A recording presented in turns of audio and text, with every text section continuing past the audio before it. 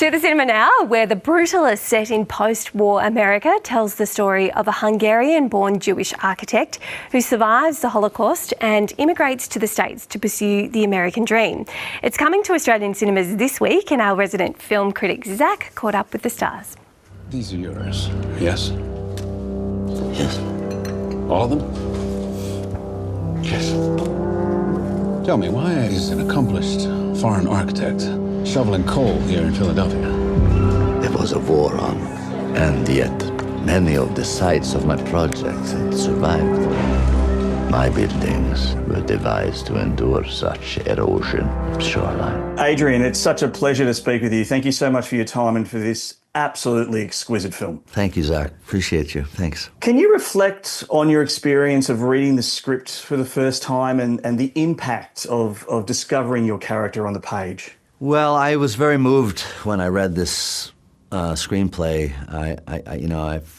It was first submitted to me about 5 years ago. It's rare to read a film of this magnitude and have a multi-decade journey alone with a protagonist. But so much of the writing and the complexity of the storytelling really spoke to me, to my own mother's ancestral journey and my grandparents coming to America and my own artistic yearnings and the yearnings of Brady, our filmmaker. It all speaks to what we're all trying to accomplish in life. There's a great power to the design and cinematography of the film, and I was wondering how space and location influence and inspire you. Oh, very much so. One of the great joys of working in independent film and on film in general is that you're often on location. Experiencing another place and with other people, you're not there with any other objective but to do the work. So it's not like you visited a place as a tourist and you feel the need to enjoy yourself or soak things up. It's all a gift, anything else that comes to you. And oftentimes they help your immersion with the character. You're further pulled away from your own life and circumstances, your friends, your comforts, and you're now inhabiting someone new in another place. Perhaps you can help your husband sound less like he shines shoes for a wage. Haven't you told them anything about me? Laszlo, how long have you been here now? 4, 5 years? You have no excuse anymore. It's fantastic to be speaking to both of you, and thank you so much for this incredible film. Absolute pleasure. Thank you, yeah. Felicity, your character has such a strong presence throughout the film. What aspects of the role spoke to you? I just immediately responded to Elisabeth's intensity. She has a Jedi-like quality that she sees the truth very clearly.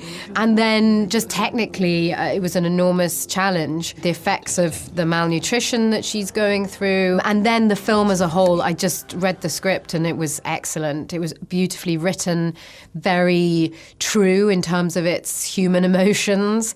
And it had this enormous, grand scale to it. Guy, your character has quite a deep complexity to him. How did you go about exploring that labyrinth that lies within him?